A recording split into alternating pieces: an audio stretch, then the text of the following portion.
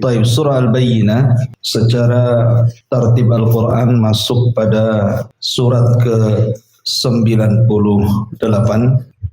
jumlah ayat 8, jumlah kalimat 94 dan jumlah huruf 412.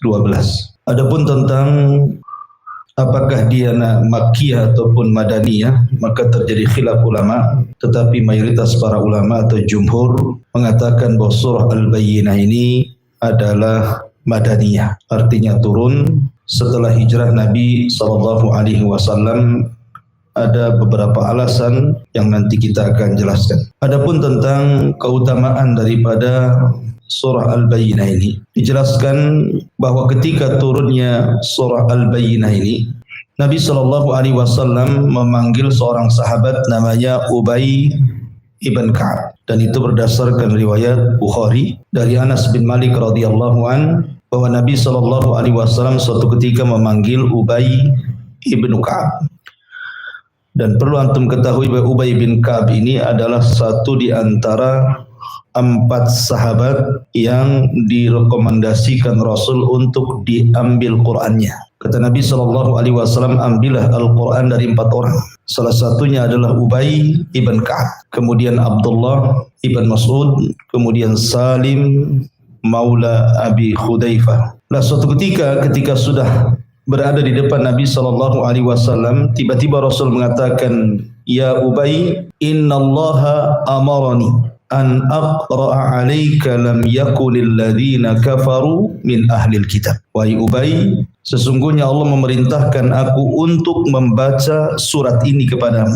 Kemudian Rasul membacakan lam yakunil ladzina kafaru min ahlil kitab ila akhiril ayat. Fabaka, maka Ubay pun menangis. Kemudian mengatakan, asammani ya Rasulullah, betul Allah menyebut-nyebut namaku ya Rasulullah? Kata Rasul, ya. Tentu ketika seseorang disebut namanya di hadapan Allah Subhanahu wa taala, apalagi atas lisan Rasul, siapa yang tidak bahagia? Tentu Ubay sangat bahagia sekali. Dari sini juga ada hukum fikih ketika Nabi SAW membacakan surah Al-Bayyinah, bahwa terkadang seorang muallim, seorang pengajar itu boleh mengimlakan kepada murid-muridnya. Jadi boleh kita meminta seorang pengajar untuk mengimlakan gitu ya, bacaan Al-Quran kepada murid-muridnya, ataupun sebaliknya. Seorang muallim, seorang guru juga boleh minta supaya murid-muridnya membacakan Al-Quran, dan itu sunnah hukumnya. Diantaranya ketika Nabi SAW meminta Abdullah ibn Mas'ud untuk dibacakan Al-Quran. Kata Abdullah ibn Mas'ud, Rasul, bagaimana aku akan bacakan Al-Quran kepadamu sementara Quran itu turun kepadamu? Maka Rasul mengatakan, baca saja. Dan hebatnya Abdullah ibn Mas'ud tidak tawar-menawar surat apa, tidak, langsung dibacakan surah Nisa. Sampai ketika Rasul menangis, baru Rasul mengatakan cukup. Akhirnya Abdullah bin Mas'ud pun diam. Intinya bahwa surah Al-Bayyinah adalah surah yang sangat agung, sampai-sampai Allah meminta kepada Rasul untuk membacakan khusus kepada Ubay ibn Ka'ab. Karena Ubay bin Ka'ab ini memang pakar daripada Al-Quran. Di zaman Umar saja dia menjadi imam salat tarawih selama 1 bulan dengan jumlah 23 rakaat gitu ya.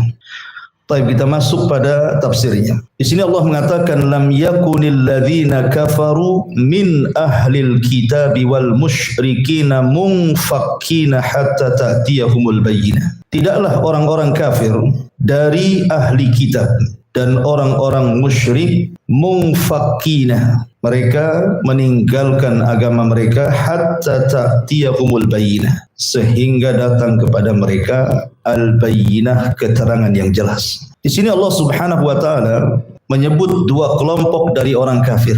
Pertama ahlul kitab, yang kedua al-musyrikun. Apa perbedaan ahlu kitab dan al-musyrikun ini? Padahal Allah Subhanahu wa taala mengatakan dua-duanya kafir.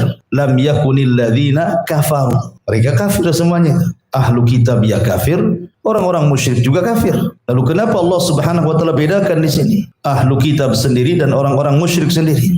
dan apa perbedaan keduanya dan apa pula persamaan keduanya. Adapun yang membedakan antara ahlu kitab dan orang-orang musyrik, ahlu kitab itu namanya ahlu kitab, artinya turun kepada mereka kitab. Seperti kita kaum muslimin turun kepada kita Al-Quran. Maka ahlu kitab turun kepada mereka kitab. Maksudnya isyarat kepada dua agama. Pertama Yahudi dan Nasrani. Jadi Yahudi dan Nasrani disebut satu nama sebagai ahlu kitab namanya. Kalau musyrik berbeda. Yang menjadi khilaf para ulama itu tentang Majusi dan juga Nasibin. Apakah dua agama ini bagian daripada ahli kitab atau bukan? Walaupun pendapat yang kuat tidak, mereka bukan ahli kitab karena tidak diutus Rasul kepada mereka dan tidak diturunkan kitab kepada mereka. Lah, adapun orang-orang Yahudi dan Nasrani sendiri, Yahudi diturunkan kepada mereka Taurat ma'ruf, kemudian nabinya Musa. Nasrani diturunkan kepada mereka Injil dan nabinya Isa, gitu ya. Tetapi Majusi tidak dikenal nabinya, tidak pula dikenal kitabnya. Begitu juga Nasibin dan yang lainnya. Ini dari segi bahasa, jadi ahlul kitab maksudnya di sini Yahudi dan Nasrani. Adapun orang-orang musyrik di sini maksudnya musyrikul Arab dan musyrik-musyrik yang sejenis mereka. Para penyembah berhala, penyembah patung, penyembah api dan begitu seterusnya, itu disebut musyrikun. Dari sini kita ketahui bahwa sebagaimana seorang ataupun mukmin itu darajat bertingkat-tingkat, maka kafir juga darakat bertingkat-tingkat. Maka kafir yang paling rendah adalah Nasrani. Kemudian di bawah Nasrani Yahudi. Kemudian di bawah Yahudi musyrikun dengan berbagai macam jenisnya. Kemudian di bawah orang-orang musyrik yang paling parah munafikun, orang-orang munafik. Jadi munafik itu paling dalam. Makanya nerakanya pun disendirikan dia. Innal munafiqina fi darkil asfali minan nar. Sungguhnya orang munafik itu diletakkan di intip neraka yang paling dasar. Maksud munafik di sini adalah munafik i'tiqad ya, bukan amal. Munafik i'tiqad artinya zahirnya menampakkan Islam, tetapi hatinya menyembunyikan kekafiran. Jadi sama saja dia kafir. Cuman menyembunyikan kekafirannya. Apabila mereka datang kepada orang yang beriman, kami beriman. Apabila mereka datang kepada orang kafir, kami kawan kalian gitu ya. Jadi dia membohongi orang yang beriman, membohongi juga orang kafir, orang munafik. Makanya tingkatan yang paling rendah dari kekufuran itu adalah orang munafik. Yang paling ringan Nasrani, di bawahnya Yahudi, di bawahnya musyrik, di bawahnya lagi munafik. Makanya neraka juga bertingkat-tingkat.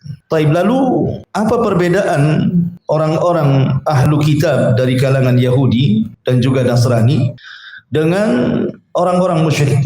Adapun yang membedakan mereka adalah dari segi beberapa hukum fikih. Contoh umpamanya dari segi pernikahan. Wanita-wanita Yahudi atau wanita-wanita Nasrani boleh dinikahi. Tetapi wanita-wanita musyrik tidak boleh. Tidak boleh seseorang menikah dengan wanita Majusi, wanita penyembah berhala. Mungkin kalau di negara kita ini ada Hindu, Buddha dan yang semacamnya gitu ya. Tetapi kalau bersama orang-orang ahlu kitab, wanitanya Yahudi atau Nasrani, maka Islam membolehkan. Kemudian yang kedua, sembelihan. Sembelihan ahlu kitab itu dibolehkan kita makan. Berdasarkan firman Allah Azza wa Jalla, wa ta'amul ladzina utul kitaba hillu lakum. Makanan-makanan ahli kitab halal bagi kalian. Tentu yang dimaksud makanan di sini bukan makanan yang ma'ruf. Karena ada makanan walaupun tidak ada keterangan boleh gitu ya, seperti buah-buahan, enggak ada khilaf. Kita boleh memakan buah-buahan yang mereka beli ataupun buah-buahan yang kita beli mereka makan. Jadi maksudnya makanan di sini bukan makanan yang ma'ruf, tetapi maksudnya sembelihan. Sembelihan ahli kitab itu halal bagi kalian sebagaimana sembelihan kalian juga halal bagi mereka. Tetapi dengan dua syarat tentunya ya. Pertama, disembelih membaca basmalah, bukan menyebut Uzair anak Allah seperti perkataan Yahudi ataupun menyebut Isa ibnu Maryam anak Allah seperti perkataan Nasrani. Jadi dia ketika menyembelih ya bismillah gitu saja. Kemudian disembelih secara syar'i, bukan dibanting, bukan dicekik, bukan ditali, bukan digantung, ya betul-betul digorok di lehernya. Kalau dua syarat terpenuhi, maka sembelihan mereka halal. Sembelihan mereka halal. Begitu juga pernikahan mereka halal. Tetapi pernikahan pun tidak boleh dengan cara mereka, harus dengan cara kita. Jadi wanita-wanita ahli kitab boleh menikah dengan laki-laki dari kita, tetapi dengan cara syar'i. Menikahnya ya aturan-aturan Islam gitu ya. Tapi kalau seandainya kebalikannya tidak boleh. laki-laki dari mereka, perempuan dari kita tidak boleh. Makanya Al-Imam Al-Baqillani rahimahullahu ta'ala pernah ditanya oleh seorang pendeta soal pernikahan sesama Islam dengan mereka. Kata mereka mengatakan, enak kali kalian muslim katanya. Wanita-wanita kami boleh kalian nikahi, tetapi wanita-wanita kalian tidak boleh kami nikahi. Maka Imam Baqillani mengatakan, ya, kalau kalian mengakui Muhammad adalah nabi kami, maka kami akan nikahkan wanita-wanita kami dengan kalian. Karena orang-orang Yahudi dan Nasrani mengingkari kan itu. Kenabian kita itu mengingkari. Sebab ingkar itulah makanya juga Islam menerapkan tidak boleh wanita-wanita kita menikah dengan mereka. Karena namanya posisi suami itu al-qayyim, pemimpin. Mudah mengambil, mudah memaksa gitu ya istrinya untuk masuk ke agama mereka. Taib. Lam yakunil ladzina kafaru min ahlil kitab wal musyrikin munfakkina hatta ta'tiyahumul bayyinah. Munfakkin artinya tarikin. Tarikin itu artinya meninggalkan. Meninggalkan agama mereka sampai datang kepada mereka keterangan. Sebelum datang Islam, memang orang-orang Yahudi di zamannya adalah agama yang paling benar. Begitu juga orang-orang Nasrani di zamannya adalah agama yang paling benar. Tetapi kemudian mereka banyak penyimpangan. Setelah datang Islam, maka Islam menyuruh mereka untuk masuk ke dalam Islam. Lalu kenapa orang-orang Yahudi padahal di zamannya adalah agama yang paling benar, kenapa kemudian dikatakan kafir sekarang? Begitu juga orang-orang Nasrani, benar di zamannya, sekarang dianggap kafir. Karena ada beberapa sebab kenapa Islam mengkafirkan mereka. Satu, karena i'tirafuhum bi'adami imanihim bil Islam. Jadi mereka terang-terangan tidak mau memeluk Islam setelah datangnya al-bayyinah, keterangan kepada mereka. Kabar tentang adanya Nabi SAW yang merupakan Nabi akhir zaman itu sudah terekam oleh mereka. Contoh umpamanya kisah Salman Al-Farisi yang pernah saya ceritakan. Salman Al-Farisi ini ketika mencari kebenaran, awalnya dia kan Majusi. Kemudian dia melihat bahwa ajaran Nasrani itu seolah-olah jauh lebih indah dibandingkan Majusi. Akhirnya kemudian ayahnya merantai dia. Karena dikhawatirkan dia terpengaruh dengan agama Nasrani. Tapi kemudian akhirnya dia pun kabur dari rumah. Kemudian dari Iran ngarahnya kemana? Ke Syam. Karena menurut petunjuk di Syamlah sentral daripada Uskup Akbar. Berangkat Salman ke Syam. Kemudian belajar kepada uskup. Rupanya ketika dia belajar kepada uskup yang pertama, uskupnya ini rajulun su, orangnya buruk. Karena selalu menyuruh manusia untuk sedekah pada fuqara wal masakin, tetapi kemudian kekayaannya diambil semuanya oleh dia. Sampai uskup ini meninggal, kemudian Salman membeberkan kejahatannya. Maka orang-orang pun kemudian menyalib uskup itu dan merajam dengan batu. Kemudian uskup penggantinya adalah uskup yang saleh. Salman suka dengan uskup yang kedua. Tapi sayang usianya tidak lama. Akhirnya minta wasiat kemana lagi dia harus belajar Nasrani. Maka uskup di Syam menyarankan dia ke Musil. Musil itu di Irak. Berangkat dia ke Irak. Berjumpalah dengan uskup yang dimaksud. Sampai di Irak tidak lama juga usianya. Karena sudah tua, akhirnya Salman meminta kemana lagi harus saya belajar. Maka uskup yang di Irak, di Musil, mengarahkan agar datang ke Nasibi. Nasibi itu di Turki. Akhirnya dia dari Irak ke Turki. Ketika kemudian sampai di Turki, di Nasibi, dia belajar kepada uskup yang ada Nasibi. Kata uskup yang ada Nasibi, usiaku pun sudah mendekati. Akhirnya sebelum wafat, uskup yang di Nasibi mengatakan kepada Salman, tidak ada uskup yang terbaik yang ada sekarang kecuali di Amuria. Amuria itu masih perbatasan Turki. Berangkat dia ke Amuria.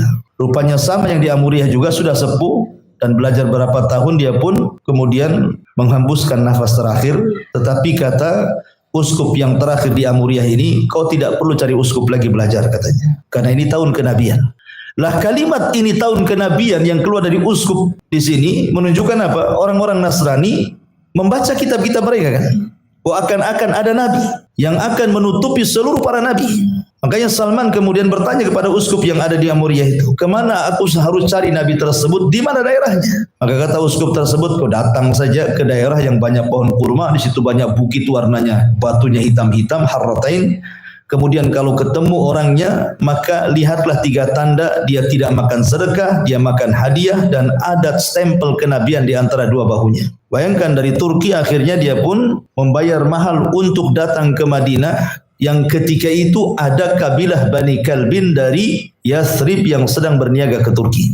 Akhirnya dia pun minta untuk ikut ke Madinah dengan harga yang mahal. Sampai di Wadil Qura. Wadil Qura itu antara Tihamah dan juga Khaybar. Ya sudah dekat dengan Madinah sebenarnya. Harusnya Salman turun di situ, tapi malah dijual. Ya sudah ongkos gitu ya, dizalimi dia, malah dijadikan budak, kemudian dijual kepada seorang Yahudi Bani Quraidah. Terpaksalah dia, kalau tidak kan bisa dibunuh dia. Makanya takut dia bekerja dengan Yahudi Bani Quraidah. Dan ketika itu belum ada kabar tentang kenabian. Setelah bertahun-tahun Salman bekerja, rupanya saudara daripada Bani Quraidah ini menginginkan Salman bekerja di kebunnya. Lah, kebun yang dimaksud adalah di Yathrib Madinah. Makanya ketika kemudian sampai di Madinah saja banyak pohon kurma, kemudian banyak bukit-bukit berwarna hitam. Karena kan posisi Madinah itu di sini bukit, di belakang kan kebun kurma. Nah, jadi memungkinkan jalan itu dari pertama. Makanya perang Khandaq itu kan, kenapa Salman kemudian menjalankan perang Khandaq? Karena memang jalan masuk Madinah cuma satu, dari depan saja. Kiri kanan bukit, belakang kebun kurma nggak ada batasnya, saking luasnya gitu ya. Lah ketika Salman melihat kok banyak pohon kurma, bukitnya hitam, dengan wasiat uskup yang ada di Amuriyah itu. Jangan-jangan ini tempatnya maksudnya. Makanya selang beberapa waktu ketika Salman berada di atas pohon kurma, tiba kemudian datanglah saudara orang Yahudi ini berteriak-teriak dan mengatakan, qatalallahu Banu Kilah. Semoga Allah memerangi Banu Kilah. Banu Kilah ini kakek buyutnya Khazraj dan Aus. Khazraj dari dua kabilah Khazraj dan Aus. Lah kakek itu namanya Bani Kilah.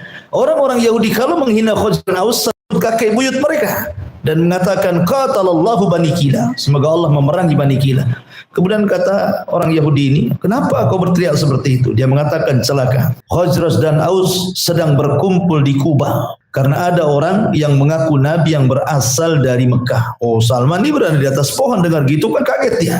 Langsung dia turun, langsung nanyain gitu, bener gak gini-gini? Langsung ditampar, ya kau ini budak kok tahu mau masuk pula ke masalah kami, kerja sana bahasanya gitu. Tapi Salman kemudian sudah teringat dengan pesan uskup. Ini daerah sudah benar.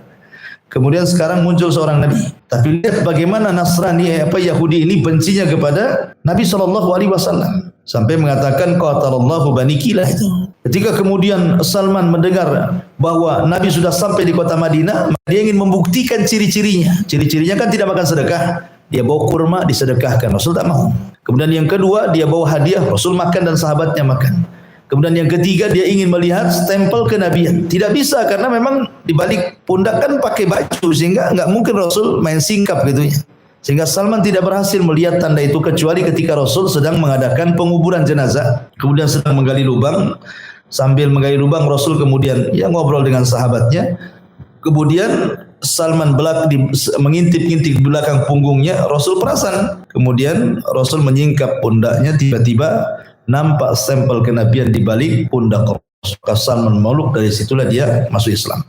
Yang ingin saya katakan bahwa uskup yang ada di Amuriyah mengatakan bahwa tahun kenabian. Dari sini menunjukkan apa? Orang Nasrani tahu bahwa akan ada nabi. Adapun orang Yahudi sudahlah, jangan cerita. Tinggalnya mereka di Madinah itu sudah menunjukkan bahwa mereka menanti-nanti Nabi. Coba bayangkan, Madinah itu bukan strategis ekonomi. Orang-orang Yahudi itu kan hubud dunia. Harusnya mereka lebih baik tinggal di Syam ataupun di Yaman yang sudah jelas-jelas ekonominya ada. Tapi di Madinah mana ada ekonomi? Dari segi ekonomi saja di Madinah nggak ada gitu ya. Tetapi mereka membela-bela diri tinggal ratusan tahun bergenerasi di kota Madinah hanya ingin menanti Nabi yang dimaksudkan dalam kitab-kitab mereka. Jadi Yahudi dan Nasrani ini, dua agama ini menanti-nanti kemunculan Nabi SAW. Tapi apa yang terjadi? Ketika betul-betul datang Nabi SAW, dua-duanya menolak. Makanya Allah jelaskan, wa ma tafarraqal ladina utul kitab illa min ba'di ma ja'athumul bayyinah. Yaitu jawabannya. Dan tidaklah mereka berselisih dari kalangan ahli kitab. Dalam ayat ini tidak disebut musyrik. Kenapa? Karena orang musyrik tidak kenal Nabi. Yang kenal Nabi itu Yahudi dan Nasrani. Tapi ayat pertama disebut musyrik karena Nabi belum datang. Ayat yang kedua, musyrik tidak disebut, hanya ahli kitab saja. Ini Nabi sudah datang. Karena tidak ada maklumat orang-orang musyrik itu soal kenabian masalahnya. Makanya tidak disebut. di situ pada ayat yang di bawahnya. Ya. Masyaallah muslimin dimuliakan Allah Azza wa Jalla. Jadi yang pertama kufurnya Yahudi dan Nasrani itu karena mereka tidak memasuki Islam. Kemudian yang kedua, sebab yang kedua karena orang-orang Yahudi dan Nasrani itu mereka kufur dengan agama mereka yang Allah Subhanahu wa taala turunkan di dalam Taurat, Injil kepada Musa dan Isa, bahwa kedua-duanya saling mengingkari. Orang Yahudi itu tidak mengakui juga Isa sebagai nabi, orang-orang Nasrani, orang Yahudi mengakui. Mereka mengatakan Isa itu anak zina, gitu kan? Jadi Yahudi mengingkari adanya Nasrani sebenarnya, enggak mengakui. Dan Yahudi menuduh Maryam itu berzina sampai sekarang. Ya, mereka mengatakan bahwa Maryam itu berzina dan Isa itu anak zina. Itu orang Yahudi pemikirannya. Ya. Orang Nasrani pun mengatakan demikian kepada orang-orang Yahudi. Ya, jadi mereka itu saling sesat menyesatkan. Akhirnya kemudian dua agama ini melakukan tahrif kepada buku-buku mereka, kitab-kitab yang dari langit mereka merubah-rubah. Makanya Allah mengatakan yuharrifunal kaliman mawadi'i. Mereka merubah-rubah kitab-kitab mereka, itu pula sebab kekufuran mereka, ya. Sebab kekufuran mereka. Kemudian juga sebab kekafiran mereka karena Allah menaskan dalam Al-Qur'an mengatakan mereka kafir, seperti dalam surah Al-Bayyinah ini, lam yakunil ladina kafir. Allah mengecap mereka kafir. Berarti kalau Allah Subhanahu wa taala sudah mengecap kafir, maka kita harus mengkafirkan Allah kafirkan. Dan kita tidak boleh mengkafirkan yang Allah tidak kafirkan. Ketika Allah mengatakan Yahudi kafir, kita katakan Yahudi kafir. Ketika Allah mengatakan Nasrani kafir, kita katakan Nasrani kafir. Ketika kemudian orang-orang Arab dikatakan musyrik, kita katakan musyrik. Kenapa? Kita mengkafirkan yang Allah kafirkan saja. Karena kita bukan manhaj takfir, mengkafir-kafirkan semua orang. Seperti Khawarij. Di luar kelompoknya kafir, gitu ya. Orang-orang Khawarij itu kan kerjanya kufar kafir saja. Tapi kita mengkafirkan yang Allah kafirkan saja. Titik sampai di sini. Jangan ditambah-tambah. Ya. Tapi di zaman sekarang muncul pula istilah tidak mengkafirkan orang kafir. Enggak boleh mengatakan Yahudi kafir. Enggak boleh mengatakan Nasrani kafir. Katakan mereka non-Muslim. Kan gitu ya. Padahal Allah mengatakan lam yakunil ladina kafar, jelas kafir. Kekafiran mereka tampak. Mereka menganggap Isa anak Tuhan. Mereka menganggap Isa satu di antara tiga Tuhan. Mereka menganggap Isa Tuhan itu sendiri. Yahudi mengatakan Uzair anak Tuhan. Kekafiran macam mana lagi? Masa kita tidak boleh mengkafirkan yang Allah kafirkan? Kita kan hanya mengikuti yang Allah kafirkan saja. Adapun yang tidak dikafirkan tidak mungkin kita kafirkan. Karena mengkafir-kafirkan itu perkara berat. Sama dengan mengatakan si anu di neraka gitu ya. Itu bukan perkara ringan, makanya kita hanya terbatas ketika mengkafir kafirkan itu yang sudah ternaskan dalam Al-Quran saja. Kita katakan fulan kafir, kenapa dikafirkan? Karena Quran mengkafirkan. Selesai, kaidahnya sampai di sini. Tetapi ingat, malam yukafir kafir fahuwa kafir. Siapa yang tidak mengkafirkan orang kafir, dia kafir. Gitu ya. Ingat, kaidah ini benar di satu sisi, tetapi salah di sisi lain. Kalau yang dimaksud malam yukafir kafir fahuwa kafir, siapa yang tidak mengkafirkan orang kafir, dia kafir. Maksudnya yang tidak mengkafirkan yang Allah kafirkan, dia kafir, benar. Tapi kalau yang dimaksudnya kaidah ini dibawa kepada kaidah orang-orang Khawarij yang tidak mengakui mereka kehilafan mereka seperti ISIS dan yang lainnya, maka dikafirkan, kemudian diterapkan hukum malam yukafir kafir fahuwa kafir. Tidak bisa. Seperti ma'ruf ideologi Khawarij di negeri kita kan banyak yang mengatakan pemerintah tauhid gitu ya. Siapa yang tidak mentauhidkan tauhid, maka dia tauhid katanya. Ngeri sekali jadinya. Jadi itu harus dipahami. Lam yakunil ladzina kafaru min ahlil kitabi wal musyrikina munfakkina hatta ta'tiyahumul bayyinah. Tidaklah orang-orang kafir dari kalangan Yahudi dan Nasrani ahli kitab dan juga orang-orang musyrik mereka meninggalkan agama mereka, dakwah mereka sampai datang kepada mereka al-bayyinah. Apa yang dimaksud al-bayyinah di sini? Yang dimaksud al-bayyinah ini adalah rasulun minallahi yatslu suhufan mutahharah. Ini disebut bayyinah. Bayyinah itu adalah rasul sendiri. Nabi yang diutus itu bayyinah, bukti nyata gitu ya. Suhuf itu maksudnya lembaran-lembaran Al-Qur'an. Makanya ketika Allah Subhanahu wa taala berfirman, "Qul nahbitu minha jami'ah. Fa imma ya'tiyannakum minni hudan fala khaufun 'alaihim wa lahum yahzanun." Ketika Allah Subhanahu wa taala mengusir Adam, mengusir iblis, mengusir Hawa dari sorga kemudian diletakkan di bumi. Allah katakan kulnah bitu minha jami'ah, keluar kalian semua dari sorga ini. Maka Adam, Hawa dan iblis pun diturunkan dari sorga ke bumi. Iblis diturunkan di lautan, Adam diturunkan di Sri Lanka, dan Hawa diturunkan di Jeddah. Kemudian Allah mengatakan fa imma ya'tiyannakum minni huda, setelah kalian berada di bumi, kami akan turunkan petunjuk kepada kalian. Ahli tafsir mengatakan bahwa yang dimaksud petunjuk Allah yang turun ke bumi itu maksudnya diutusnya para rasul dan diturunkannya kitab-kitab. Jadi ketika Allah Subhanahu wa taala mengutus kepada Bani Israel Musa dan juga Taurat yang di tangannya, berarti itulah petunjuk bagi Bani Israel. Siapa Musa dan Taurat, fala yadhillu wa la yashqa. Dia tidak mungkin celaka dan tidak mungkin binasa. Kemudian setelah itu Allah utus Isa, Allah utus Daud dengan Zaburnya. Maka siapa yang mengikuti Daud dan Zaburnya berarti telah mengikuti petunjuk Allah. Kemudian setelah itu Allah utus Isa dan Injilnya. Maka siapa yang mengikuti Isa dan Injilnya berarti dia mengikuti hudan, petunjuk. Terakhir Allah utus Rasul dan Al-Quran yang di tangannya. Maka siapapun yang mengikuti Rasul dan Al-Quran yang di tangannya, maka itulah petunjuk. Tetapi ingat bahwa semua berlaku di zamannya. Ya, semua berlaku di zamannya. Isa dan Taurat, Musa dan Taurat berlaku di zamannya. Setelah kemudian datang Daud dan Zabur, maka orang harus mengikuti Daud dan Zabur. Maka Daud dan Zabur benar di zamannya. Kemudian setelah itu datang Isa dan Taurat, Isa dan Injil. Maka era Zabur selesai sampai di sini karena datangnya Isa dan Injil. Maka ketika datang era Nabi SAW dan Taurat, maka semua terhapuskan ajaran-ajaran itu. Tidak boleh lagi seseorang mengikuti Yahudi, tidak boleh lagi masuk ke dalam Nasrani selama mendengar adanya Rasul SAW diutus kepada dia.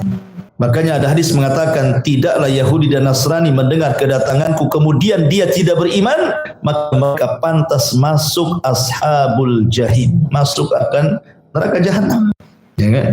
Maka Rasulun minallahi yatslu suhufan mutahharah. Kenapa fiha kutubun qayyimah? Artinya Quran ini kitab yang lurus, tidak ada bengkoknya dan tidak ada tahrif seperti tahrifnya Taurat dan Injil. Tidak ada. Ya. Kemudian Allah Subhanahu wa taala mengatakan, "Wa ma tafarraqal ladzina utul kitaba illa min ba'di ma ja'atuhumul bayyinah." Ini jawaban setelah datangnya nabi, ya. Kalau tadi di awal sebelum datangnya nabi. Jadi sebelum datangnya nabi Allah katakan lam yakunil ladzina kafaru min ahlil kitab wal musyrikina munfakkina hatta ta'tiyahumul bayyinah. Ini sebelum kedatangan nabi. Tapi setelah kedatangan nabi, apa yang terjadi? Wa matafarraqal ladzina utul kitab.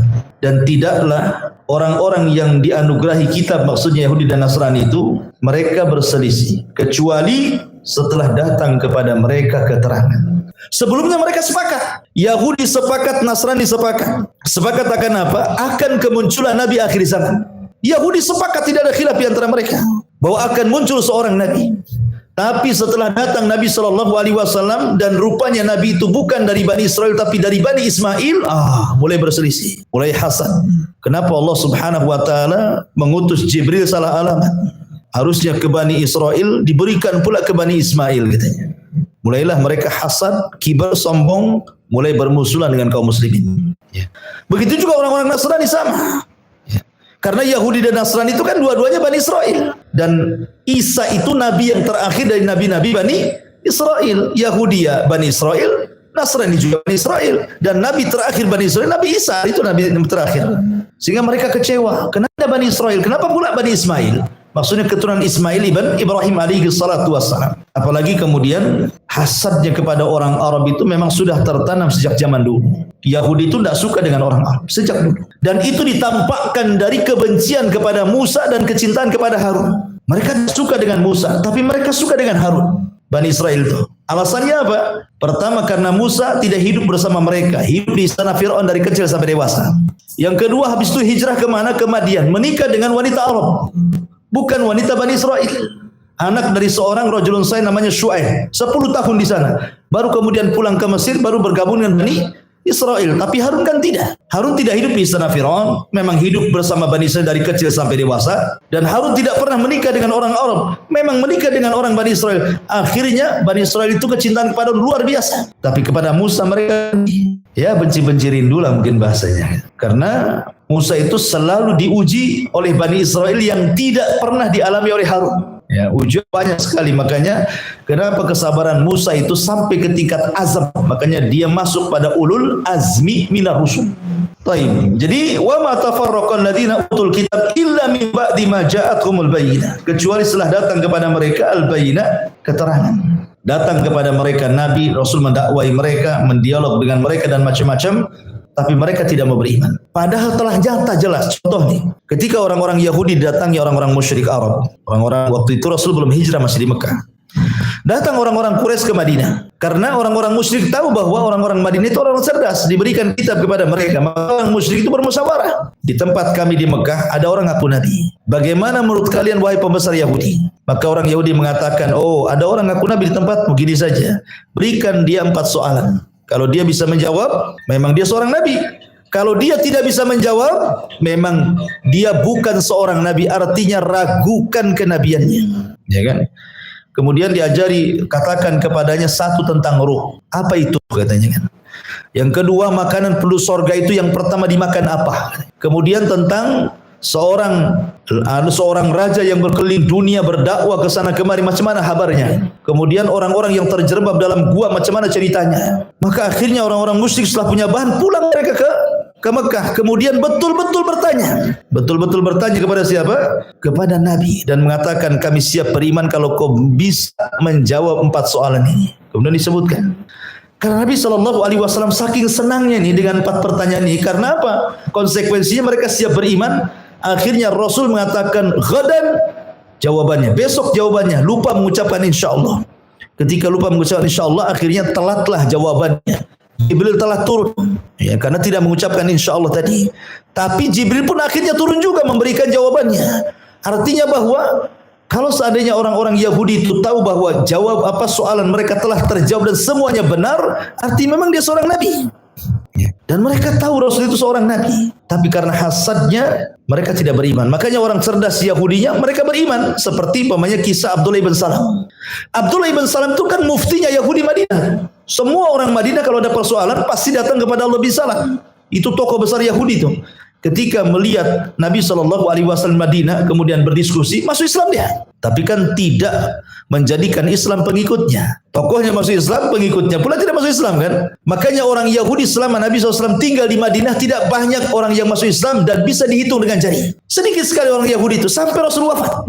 Tidak banyak orang Yahudi yang masuk Islam. Kebanyakan mereka berkhianat. Bahkan 4 kali melakukan peperangan bersama orang Yahudi di Madinah. Pertama perang Bani Quraizah, kemudian Bani Nadir, kemudian Bani Quraidah, terakhir perang Khaybar. Akhirnya Rasul mengusir orang Yahudi di Madinah. Kemudian digantilah nama Yathrib menjadi Madinah Al-Munawwarah setelah tidak ada lagi orang kafir di kota Madinah, ya. Artinya bahwa di sini terjadinya perselisihan orang-orang Yahudi Nasrani itu karena setelah datang kepada mereka keterangan. Begitu juga orang-orang Nasrani, cuman bedanya orang Nasrani lebih lembut daripada orang Yahudi, sehingga banyak di zaman Rasul orang Nasrani masuk Islam. Ingat kisah tentang Nasrani Najran yang datang kepada Rasul kemudian berdebat, akhirnya mereka masuk Islam. Ya, jadi Nasrani agak lembut ya, Yahudi beda. Ya, keras kepala Yahudi itu. Maka yang keras kepala Yahudi. Baik.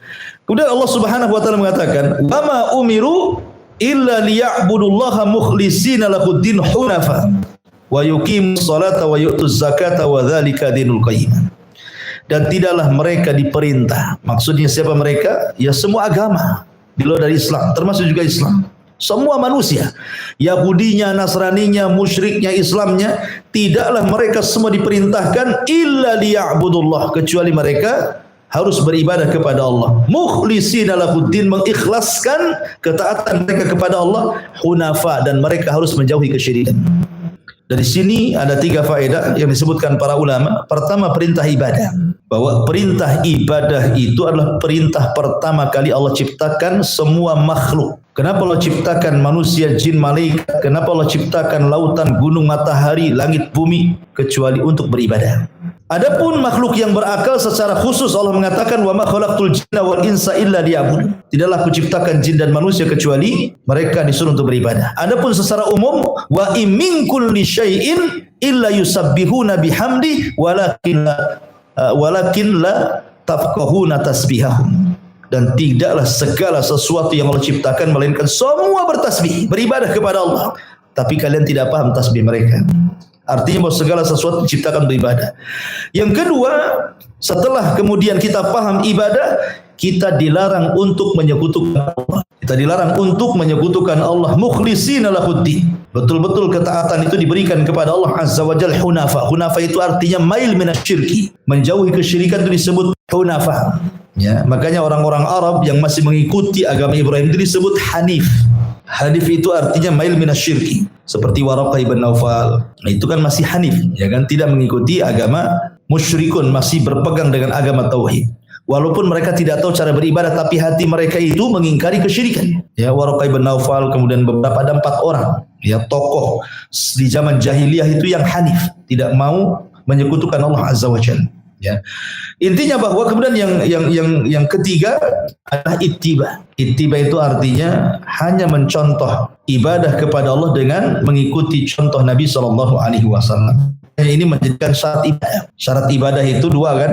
Pertama perintah ibadah. Di atas perintah ibadah itu ikhlas, artinya tidak menyekutukan Allah. Kemudian setelah itu adanya ittiba, harus mengikuti Nabi SAW. Salah satu tidak ada, maka akan terjerumus kepada 2 kemungkinan. Imma kesyirikan, wa imma kebidahan. Artinya bisa dia masuk kepada syirik atau menyelisih Nabi. Kalau dia hanya ikhlas tetapi tidak ittiba, maka akan menyelisih nabinya. Tapi kalau dia ittiba tapi tidak ikhlas, maka akan masuk kepada bab syirik. Ya, makanya harus terkumpulin ibadah ini, ibadah ikhlas dan ittiba. Dan itu diambil wa ma umiru illa liya'budullaha mukhlishina lahuddin wa yuqimus salata wa yu'tuz zakata wa dzalika dinul qayyim. Ayat ini sebagai dalil bahwa al-bayyinah ini adalah madaniyah. Kenapa? Karena ada perintah salat dan zakat. Di Mekah kan belum ada 2 perintah ini. Perintah salat dan zakat itu adanya di Madinah. Makanya surah Al-Bayyinah ini madani. Ketambah-tambah kisah tentang Ubay ibn Ka'ab yang memperkuat bahwa itu adalah madani. Kemudian diperkuat lagi dengan apa? Dengan adanya cerita Yahudi dan Nasrani. Di Mekah tidak ada cerita Yahudi Nasrani itu. Rasul itu ceritanya sama orang kafir Quraisy saja. Setelah di Madinah baru cerita Yahudi, baru cerita Nasrani. Berarti menunjukkan 3 alasan inilah yang kemudian atau jumhur ulama mengatakan surah Al-Bayyinah ini adalah madaniyah. Artinya surat turun setelah hijrah Nabi sallallahu alaihi wasallam. Wa ma umiru illa liya'budullaha mukhlishina lahuddin hunafa wa yuqimus salata wa yu'tuz zakata wa dzalika dinul qayyim. Kemudian Allah mengatakan innal ladzina kafaru min ahlil kitabi wal musyrikin. Sesungguhnya orang-orang kafir dari kalangan ahli kitab, maksudnya Yahudi dan Nasrani, wal musyrikin, dan orang-orang musyrik, fi nari jahannam. Mereka semua berada di neraka jahannam. Khalidina fiha, dikekalkan di dalamnya. Ulaika hum syarrul bariyah. Mereka adalah ada dibaca bariah, ada dibaca bariyah. Jadi 2 bacaan ya. Bisa dibaca syarrul bariah ataupun syarrul bariyah. Tidak ada masalah, dua-duanya benar ya. Tapi di sini Allah Subhanahu wa taala ingin mengatakan orang-orang yang kufur dengan siapa? Kufur dengan kedatangan Nabi, kufur dengan Quran. Karena sebelumnya kan cerita tentang Al-Bayyinah ya. Berarti di sini kufur dengan Bayyinah tersebut. Mereka tidak mengakui Nabi sallallahu alaihi wasallam, mereka tidak mengakui Al-Qur'an dari kalangan ahli kitab dan orang-orang musyrik. Apa balasannya? Fi nari jahannam. Maka mereka layak dimasukkan ke dalam jahannam. Masyarul muslimin yang dimuliakan Allah Azza wa Jalla. Jahannam itu satu di antara nama-nama neraka. Nama-nama neraka itu banyak ya. Nama-nama neraka ya, pertama Al-Hawiyah. Hawiyah itu, dan itu disebutkan di dalam surah Al-Qaryah kan. Faman khaffat mawazinu fa ummuhu hawiyah. Berarti neraka itu ada namanya Hawiyah ya. Kemudian juga yang kedua ada namanya ladha, dan itu disebutkan di dalam Al-Quran juga, kalla innaha ladha. Berarti nama neraka itu selain Hawiyah namanya ladha. Ada juga nama Khutamah. Seperti Allah mengatakan, kalla la yumbadzan fil khutamah wa ma adraka mal khutamah narullah muqadah. Kemudian juga nama neraka itu ada namanya jahim. Dan itu juga Allah Subhanahu wa taala firman, wa idzal jahimu syu'ira. Ketika neraka jahim dinyalakan, ya. Kemudian yang nomor 5, Jahannam, ma'ruf Jahannam, ya. Karena nama Jahannam ini masyarakat populer, Jahannam kau katanya. Nama Jahannam itu terpopuler di masyarakat. Itu nama neraka Jahannam. Karena Allah mengatakan inna Jahannam kanat mirsada. Kemudian yang nomor 6 Saqar. Sebagaimana Allah mengatakan sauslihi saqar atau ma salakakum fi saqar. Nah, ini dia. Kemudian juga yang nomor 7 nama lain neraka itu Sa'ir. Dan itu Allah Subhanahu wa taala katakan fa'tarafu bi dzambihim fasuhqan li ashabi sa'ir. Jadi nama neraka itu juga disebut Sa'ir. Kemudian yang nomor 8 Sijjin. Itu juga bagian daripada neraka. Dan Allah mengatakan wa ma adraka ma sijjin kitabun marqum. Nah, kemudian yang nomor 9 di antara sudah nih 8 ya Afan ya. Sudah 8 ya. Ini nama-nama neraka ini secara umum itu berdasarkan tingkatan-tingkatan, ya. Tetapi neraka bagi orang-orang yang beriman dan dia masih mentauhidkan Allah Azza wa Jalla, atau dengan kata lain usatul muwahhidin, ahli maksiat yang dari kalangan ahli tauhid, neraka mereka adalah neraka Jahannam. Jadi neraka ini tidak dikekalkan di dalamnya. Adapun istilah-istilah kekekalan di luar daripada kesyirikan, kan ada istilah-istilah kekal di luar kesyirikan. Padahal kalau melihat hukum seperti Allah mengatakan innallaha la yaghfiru an yushraka wa yaghfiru ma duna dzalika liman yasha. Allah akan mengampuni, tidak akan mengampuni dosa syirik dan hanya mengampuni dosa selain itu. Seolah-olah hanya syirik saja yang dikekalkan. La in asyrakta la yahbatanna amaluka, kan begitu ya. Nah, lalu bagaimana dengan ayat yang mengatakan seperti mamanya wa man yaqtul mu'minan muta'ammidan fajazaohu jahannam khalidan fiha. Siapa yang membunuh seorang mukmin secara sengaja maka dia dimasukkan ke jahannam dan dikekalkan di dalamnya. Nah, ini kan ada kalimat dikekalkan di dalamnya. Atau hadis Rasul ketika membicarakan tentang orang yang bunuh diri, maka dia akan dikekalkan di dalamnya. Dan beberapa dosa-dosa besar yang ada kata-kata khalidan fiha. Maka harus bedakan maksud khalidan fiha kepada para pelaku syirik dengan khalidan fiha pada pelaku di luar kesyirikan. Maksudnya kekekalan itu ada 2. Kekal memang selama-lamanya tidak akan keluar dari situ, atau yang kedua karena lamanya tinggal di situ sehingga disebut kekal, tapi akan keluar juga gitu maksudnya. Ya, jadi kalau menemukan selain kesyirikan kok ada kata-kata khalidan fiha dikekalkan di dalamnya seperti orang yang membunuh seorang mukmin secara sengaja, maksudnya lama tinggalnya gitu maksudnya. Bukan berarti tidak akan keluar, ya. Karena hanya dosa syirik yang tidak akan mengeluarkan pelakunya dari neraka. Ya. Taib. Ini nama-nama neraka. Jadi Allah Subhanahu wa taala mengatakan mereka orang-orang kafir dari ahli kitab dan juga orang musyrik, maksudnya kufur dengan Nabi sallallahu alaihi wasallam, maka mereka di dalam neraka Jahannam khalidina fiha, dikekalkan di dalamnya. Ulaika hum syarrul bariyah, mereka adalah seburuk-buruk penciptaan Allah. Kemudian Allah mengatakan kebalikannya sekarang, innal ladzina amanu, tapi orang-orang yang beriman dengan Rasul, beriman dengan Al-Quran dari kalangan Yahudi ataupun Nasrani atau orang-orang musyrik yang mereka tobat akhirnya beriman dengan Rasul dan juga kitab yang dibawanya Al-Quran, wa amilus salihat, dan beramal saleh, ulaika hum khairul bariyah, maka mereka sebaik-baik makhluk Allah yang Allah ciptakan. Kalimat khairul bariyah, sebaik-baik ciptaan, apakah ini mutlak? Maksudnya manusia itu lebih baik dibandingkan jin dan malaikat. Ada yang mentafsirkan seperti itu. Jadi manusia itu yang beriman dan beramal soleh, maka tingkatannya melebihi di atas malaikat dan juga jin-jin yang soleh. Tetapi kalau dia tidak beriman dan tidak beramal soleh, mereka kufur, maka mereka juga seburuk-buruk makhluk, justru lebih buruk. Jangan lagi cerita dengan malaikat, dengan jin, dengan binatang pun lebih buruk. Makanya ada istilah ulaika kal an'am balhum adhal, kan itu ya. Mereka seperti binatang ternak, bahkan lebih rendah dibandingkan binatang ternak. Kenapa Allah katakan seperti itu? Karena ada ayat yang mengatakan ya laitani kuntu turaba, duhai kiranya aku jadi tanah saja. Ketika orang-orang kafir berada di padang mahsyar itu, didatangkan binatang-binatang ternak kemudian dihisab. Ya. Binatang pun dihisab. Makanya Rasul mengatakan nanti kambing-kambing yang bertanduk, yang suka nanduki kambing yang tidak bertanduk akan dihisab. Tetapi tidak ada azab, hanya hisab saja. Ya, azabnya enggak ada. Karena setelah dihisab Allah katakan kunu turaba, jadilah kalian tanah. Lah orang-orang kafir melihat binatang-binatang yang sedang dihisab, tiba-tiba setelah dihisab tidak ada azab dan langsung jadi tanah. Makanya mereka mengatakan ya laitani kuntu turaba, duhai kiranya aku seperti binatang itu katanya. Kan itu ya. Masih mending jadi binatang. Ya, kita ini dihisab, diazab pula kan itu. Makanya kalau mereka itu tidak beriman dan tidak beramal saleh, maka syarrul bariyah, lebih buruk dibandingkan binatang ternak. Tapi kalau mereka beriman, beramal saleh, maka dikatakan khairul bariyah atau khairul bariyah. Mereka sebaik-baik makhluk, bahkan bisa melebihi tingkatan atau di atas tingkatan malaikat. Baik. Lalu kemana jin di sini? Kenapa tadi disebutkan? Ya, jin ini masuk kepada kategori makhluk mengikut manusia. Ya, jin yang soleh sama dengan manusia yang soleh. Jin yang jahat ya sama juga dengan manusia yang jahat gitu maksudnya. Karena agama jin dan nabi jin itu sama dengan kita setelah diutusnya Rasulullah SAW. Tapi sebelumnya jin itu tidak diharuskan mengikuti nabi-nabi sebelumnya. Tapi setelah kedatangan Nabi SAW, maka tidak jin harus mengikuti syariat Islam. Ya, mereka harus ikut Quran, mereka ikut Nabi sama dengan kita dari segi ajaran. Makanya Allah mengatakan wa ma khalaqtul jinna wal insa illa liya'budun.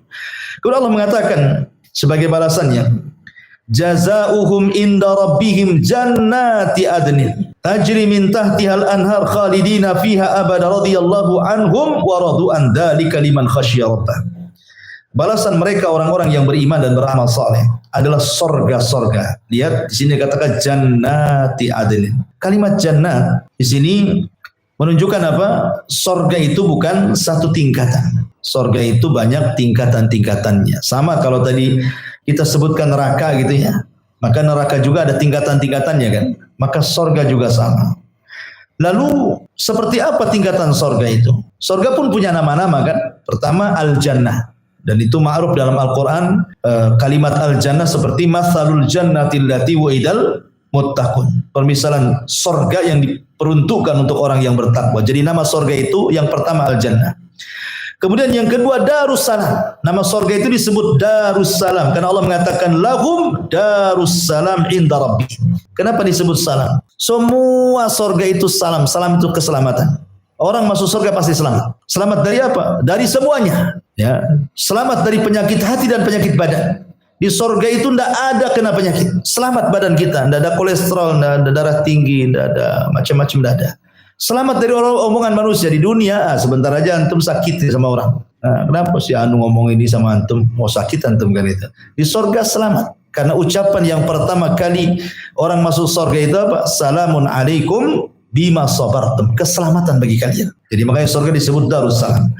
Kemudian juga nama surga juga Darul Khuldi, karena orang yang masuk ke dalamnya tidak mungkin keluar. Beda dengan neraka. Ada yang keluar, ada tidak. Kalau orang udah masuk surga nggak mungkin keluar. Kalau orang masuk neraka kemungkinan keluar, kemungkinan kekal gitu ya. Nah, makanya disebut Darul Khuldi. Dia tempat yang kekal. Sebagaimana Allah mengatakan qul adzalika khairun am jannatul khuldi allati wu'idal muttaqun. Kemudian juga Firdaus, bagaimana ma'ruf dalam Al-Quran innal ladzina amanu wa amilus shalihat kanat lahum jannatul firdausi nuzula. Kemudian juga disebut jannatul ma'wa. Jannatul ma'wa inda sidratil muntaha indaha jannatul ma'wa, disebut ma'wa juga. Ma'wa itu artinya tempat kembali. Dari sini menunjukkan bahwa dunia ini hanya sekedar safar saja. Kuburan aja safar. Jangan lagi orang di dunia, orang masuk kubur, di kubur aja sedang safar kita. Kenapa? Karena tidak lama, tidak kekal orang di kuburan. Pasti akan ada kiamat lagi kan itu. Beralih lagi mereka dari kuburan ke akhirat. Makanya disebut orang yang datang ke kuburan disebut ziarah. Ya kan? Ziarah kubur. Allah mengatakan hatta zurtumul maqabir. Jadi orang yang dalam kuburan aja ziarah, gitu ya. Karena mereka nggak tinggal lama dalam kuburan itu, pasti ada dipindah lagi ke tempat lain. Apalagi di bumi. Rasul mengatakan kepada Ibnu Umar itu kun fid dunya ka'annaka gharib aw abiri sabil. Ya.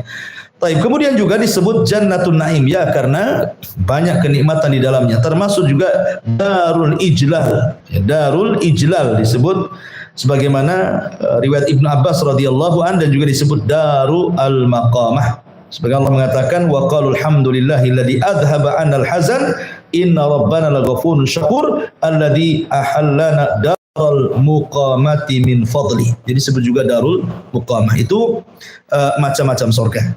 Baik. Di sini Allah Subhanahu wa taala mengatakan jazaohum inda rabbihim jannatu adnin. Nah, salah satu nama surga adalah Aden. Tajri min tahtihal anhar, yang mengalir di bawahnya sungai-sungai. Dan sungai surga ada berapa?